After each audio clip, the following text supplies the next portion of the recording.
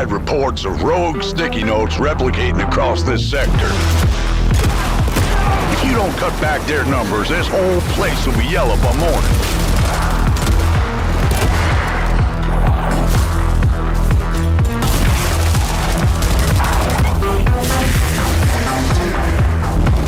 This crisis ain't over. Now get through the containment door to the next zone.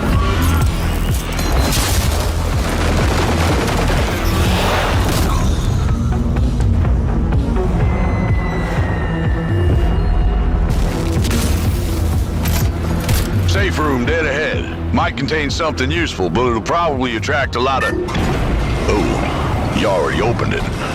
Never mind. You sure kicked the nest. There's hiss all over you. Stand back! Piggy's coming out! I'm paper! You gotta shoot him off me!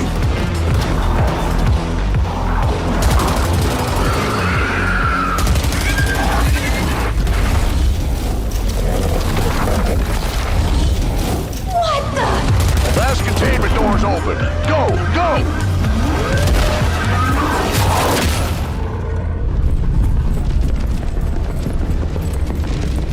I think I heard something.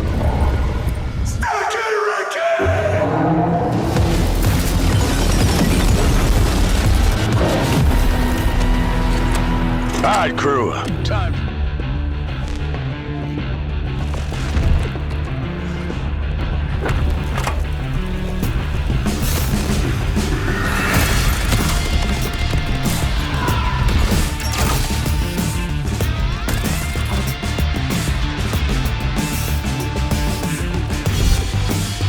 Hi, what you're seeing behind me is FBC Firebreak, our new cooperative 3-player first-person shooter in action.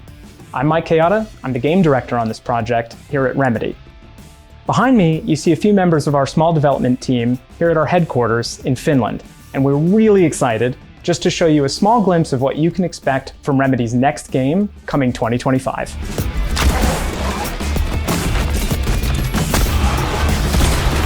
For a long time, we've been looking for a way to take our strength at building these fascinating worlds and taking our really action-focused sort of combat gameplay and combine them into a multiplayer game. And not just multiplayer game, but something cooperative. Basically, we want to provide you and your friends the chance to step into one of Remedy's worlds together for a shared experience for the first time. To many of you, the setting of Firebreak might look familiar. It's set in the exact same location as Control, the oldest house. Each location has been completely reimagined from the ground up, shifted into something that works well for our chaotic 3-player gameplay. We knew from the very beginning that we wanted to make Firebreak a first-person experience. It just felt so unique and original to run around the oldest house in first-person view. Firebreak takes place some years after the events of that game, but was designed as an entirely standalone experience. So even if you haven't played Control, if you like cooperative shooters, you're going to love this game. So in this game, you play as a volunteer member of a new unit called Firebreak, and that name, Firebreak, actually comes from real-life firebreaks. It's a physical idea of something that stands between the danger and the thing that needs protecting. And the reason why you're called Firebreak is because that's your job, to stand between the crisis and the thing that needs protecting, which in this case is the Bureau itself. So before you and your friends drop into a mission, it's important to pick the right gear. And you do that through loadouts that we call crisis kits. But of course, your choices and your friends' choices need to make sense together. Or not. It's up to you.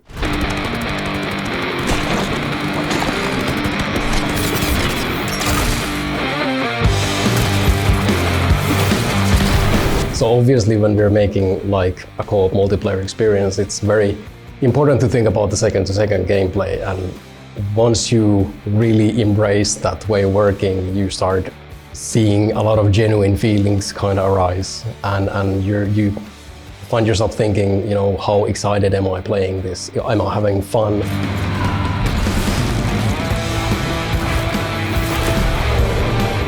What we're really excited about is something that we call paranatural augments. What these are is like a special kind of attachment for your tools. They sort of look like mundane items, And this is like an experimental program from the FBC. So when you fire them out, the unexpected happens. And what I like to do personally is use laughter as a metric. So sometimes in the team, someone proposes an idea that is so outrageous that you can't help but laugh.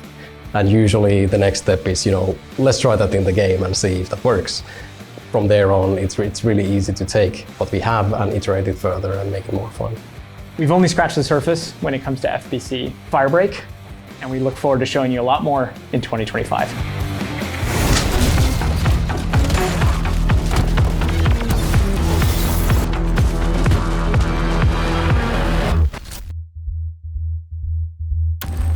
Hey, we're here at our studio in Finland testing Paper Chase, just one of the jobs that you'll be able to play in our upcoming 3-player cooperative first-person shooter, FBC Firebreak.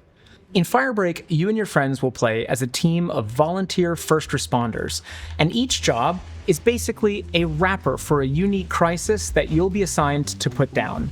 And just like real-world crises, like fires and floods, these things have a way of coming back. So the work is important, but never ends.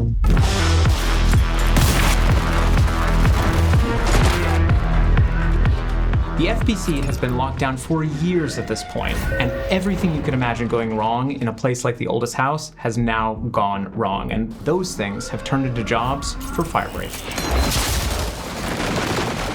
Each job is set in a different location within the oldest house and features unique objectives and mechanics. Paper Chase is set in the executive sector, and there's only one objective: destroy sticky notes. You'll get to pick from 3 saved loadouts called crisis kits, each one centered around a unique tool and a general playstyle. Once you know what type of job you want to take on, you'll choose the threat level and the clearance level. Threat level deals with the combat intensity. Clearance level is all about the complexity and the length of the crisis that you're going down to face. Now, both of these levels deal with a few other cool things, but we'll talk more about those in the future. Coming from Control to FBC Firebreak, there are some key aspects of the franchise that we really want to keep holding on to. We want to keep the game as weird as possible. And even though the team at Firebreak is a bit smaller, I think we've been able to pull the weirdness aspect really well. We have these 2 questions that we usually ask ourselves. Is the idea something that could only happen in the oldest house and that only Remedy as a developer would do? If the answer is yes to both of those questions, then it usually means we are on the right track. As a result of that creative process, we end up having quite a lot of wacky stuff in the game. This job where you need to find these mannequin ski instructors and load them on to a paranatural ski lift to appease it. I've been a designer of sort at Remedy for a quarter of a century now, and I personally play multiplayer games much more myself, so it's really nice to finally be actually designing a multiplayer game. It's not the kind of carefully curated single-player experience that Remedy is usually known for. It's more of a systemic game where you and your friends discover how everything works. My absolute favorite example, we have the showers. And these are actually our main mechanic of healing in the game. But if you're just going in there, the water is going to be cold, and the cold water is going to slow you down for a bit. But what you can do is that you can fix the heaters attached to the showers, and then that whole thing is going to make the whole shower experience more pleasant. Okay.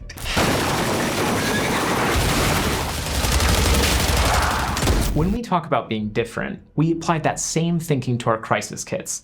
So first we've got the crank-operated fluidic ejector, which is used to extinguish fires, slow down enemies, or even clean the harmful conditions off of your crewmates. Then there's the electrokinetic charge impactor, which is sort of like a defibrillator had a baby with a pogo stick. And the big wrench, which is, a big wrench.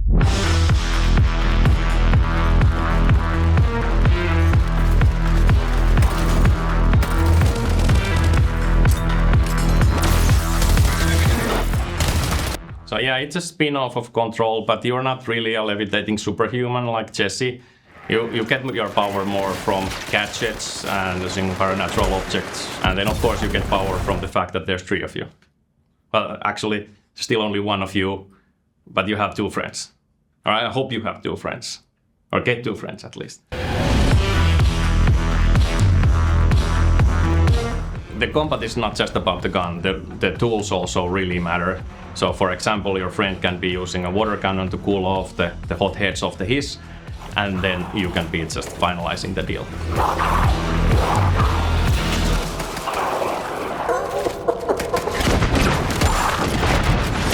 We want you to play this game as easily as possible with your friends, so we're making sure that all content is available to all players. With that in mind, we're not ready to talk about the specifics yet, but what I can confirm today is that all playable post-launch content is available for free for all players. Once the game is in your hands, we want to hear from you, the community, on what you think about this game, what you really like about the game, and the things that you might not like so much, because all of those things together will help shape the game in the future. And if you'd like to do that, please go to our Discord server, which is discord.gg/control. Link to that is in the description below. We are far along in development, but there are plenty of things we haven't talked to you about, from corrupted items to player progression to resonance. But hey, that's for another time.